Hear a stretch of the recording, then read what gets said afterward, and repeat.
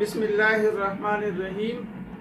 तजवीद के आज के सबक में हम हुरूफ मद्दा के बारे में बताएंगे कि हुरूफ मद्दा कितने हैं और किसे कहते हैं। तो सबसे पहले बुनियादी बात यह है कि मद किसे कहते हैं। मद का माना है खींचना, दराज। तो ये तीन हुरूफ हैं जिनके अंदर मद्दा होता है, यानी इनको खींचना होता है एक अलिफ की मिकदार। वो तीन हुरूफ जो हैं ये है अलिफ, वाव, या। अलिफ से पहले हमेशा ज़बर ही होता है और वाव साकिन उससे पहले पेश हो, और इसी तरह या साकिन उससे पहले ज़ेर हो। तो ये तीन हुरूफ मद्दा हैं। हुरूफ मद्दा को जो है एक अलिफ की मिकदार खींच कर पढ़ेंगे।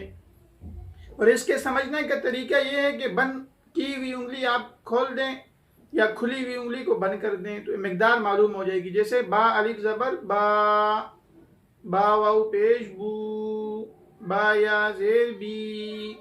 तो इनको सिर्फ एक अलिफ की मिकदार खींच के पढ़ेंगे। इन्हें कहते हैं हुरूफ मद्दा।